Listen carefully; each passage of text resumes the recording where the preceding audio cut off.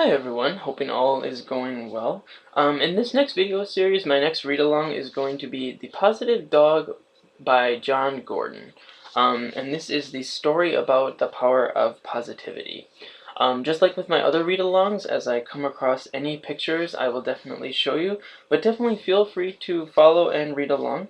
I'm not going to read the introduction, however, at the end of the video series, I will be covering the in-story synopsis, just because I think it really highlights a good moral.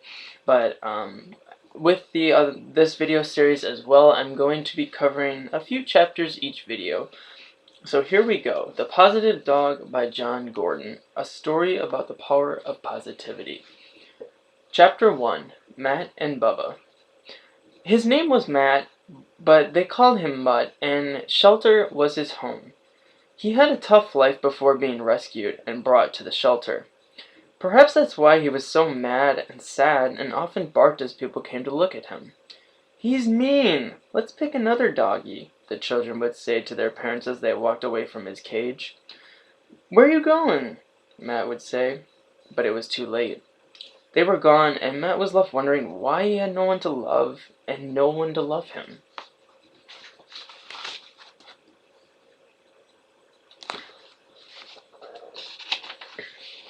He often walked around the yard during playtime and complained to anyone who would listen. He complained about his past. He complained about being at the shelter. He complained that his life wasn't what he dreamed it would be when he was a young pup. When he grew tired of complaining, he would just lie down by himself, think of all the sad events from the past, and feel depressed. One day, while walking around the yard feeling sorry for himself, he came across Bubba, the big dog who was walking around singing his favorite song about a dog uniting with his owner. Bubba loved country music, fresh cold air, positive psychology, movies with happy endings, and most of all, helping the hopeless find hope. He smiled at the little dog who approached him and wondered if he'd ever seen anything more hopeless. He knew someone had to teach this dog how to hunt for the good things in life. Besides, he made a pact. One day, not long ago, Bubba woke up to find his house on fire. Trapped in the maze of flames and smoke, he promised that if he made it out alive, he would help everyone and anyone he could. "What's up, little mutt? What's got you so down?" Bubba asked the sad little dog. "Oh, a bunch of things," said Matt. "I've got one problem bigger than the next. I've got so many big problems, I don't know which one is the biggest." "I do," said Bubba as he put his paw on Matt's shoulder. "Since our cages are right across from each other, I've been watching you for a while now, and I definitely know your biggest problem." "You do?" said Matt as his eyes opened wider. "Yep," said Bubba. "It's so clear, but you can't see it because you are blinded by negativity. Your biggest problem is that you are feeding the negative dog inside you. You see, we all have two dogs inside of us. One dog is positive, happy, optimistic, and hopeful. The other dog is negative." And there's a picture of Bubba. "The other dog is negative, mad, sad, pessimistic, and fearful. These two dogs often fight inside of us, but guess who wins the fight?" Matt looked confused. "I don't know, Bubba," he said as he shook his head. "The dog who wins is the one you feed the most," Bubba exclaimed. "You have to feed the positive dog inside you and starve the negative dog. The more you feed the positive dog, the more it grows. The more you starve the negative dog, the more it shrinks and weakens. You become the dog you feed, so feed the positive dog and your big problems will give way to big blessings and a bright future." Bubba then playfully tagged Matt, and off they ran to play around the yard and talk about the power and benefits of positivity and the costs of negativity. And that is the end of Chapter 1. Chapter 2. The Benefits of Being Positive.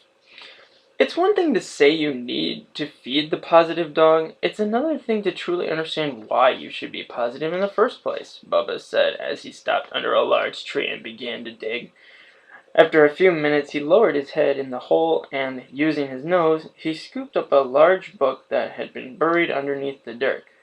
This book that was left by Jade, one of the college students that volunteered at the shelter a few months ago," said Bubba. "She was a pretty young thing, and not only did she smell real nice, but she would also read the book out loud to us during quiet time.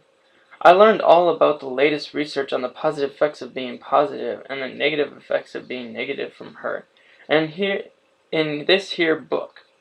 In fact, I've read the book so much I pretty much have it memorized. And you know what?"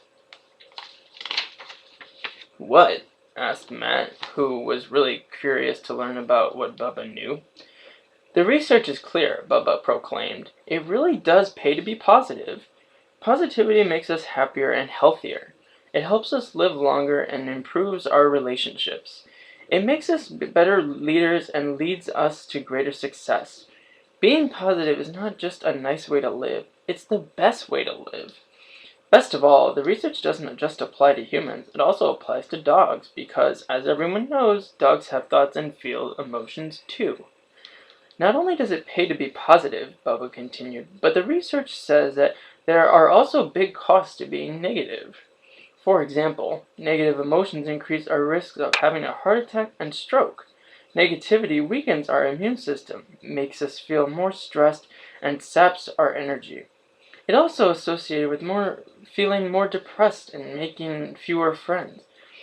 The simple truth is that no one wants to be around a negative person or dog," Bubba said, knowing Matt needed to hear it. "I guess that's why no one wants to be around me, or take me home," Matt said as he put his head down and started to cry. "That's why I'm still here at the shelter."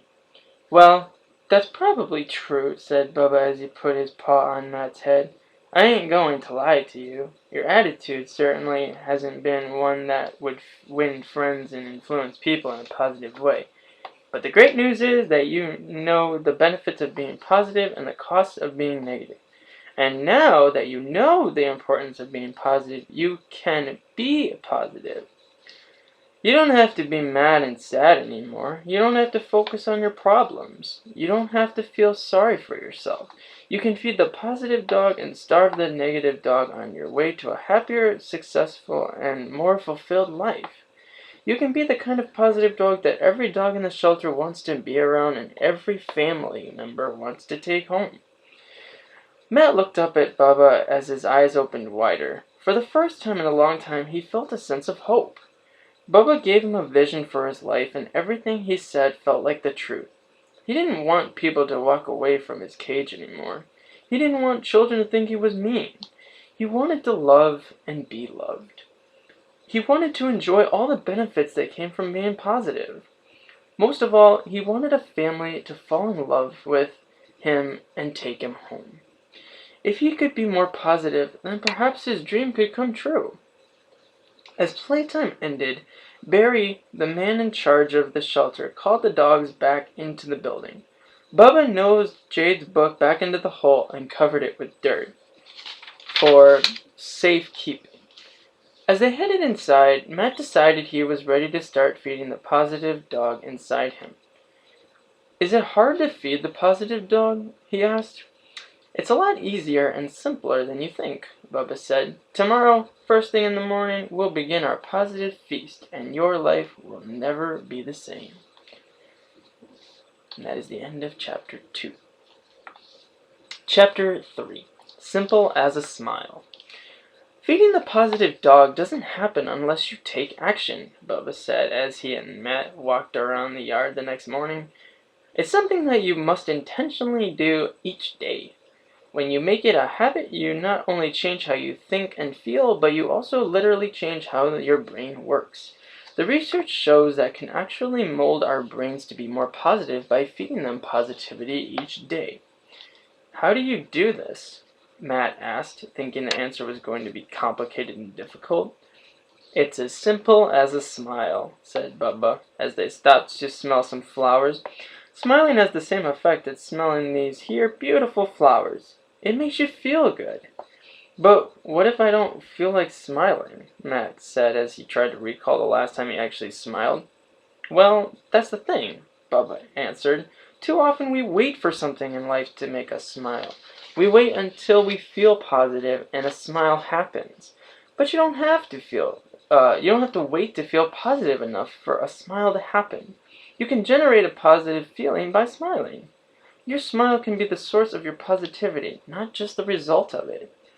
Bubba then lifted his nose and inhaled the fresh cold air, paused for a moment and said, "When you think of smiling, remember this.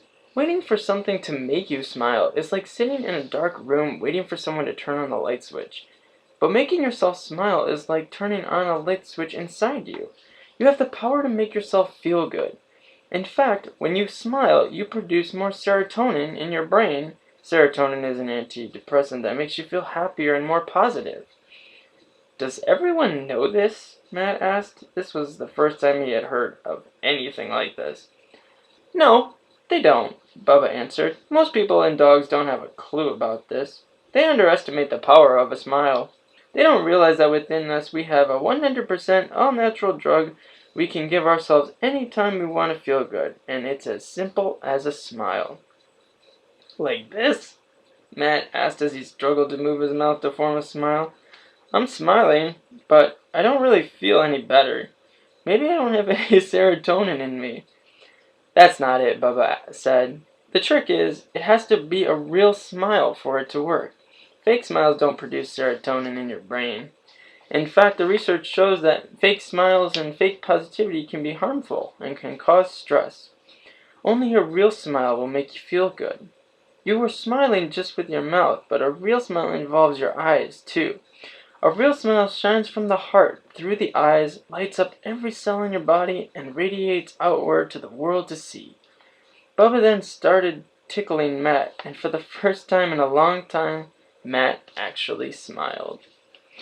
Alright, so we're gonna end there at the end of chapter 3, but I hope you guys enjoyed this video. I think it's off to a great start. But if you guys have any questions, as always, never hesitate to contact or message me. And I hope you guys have a great rest of your day. Thanks for watching. Bye.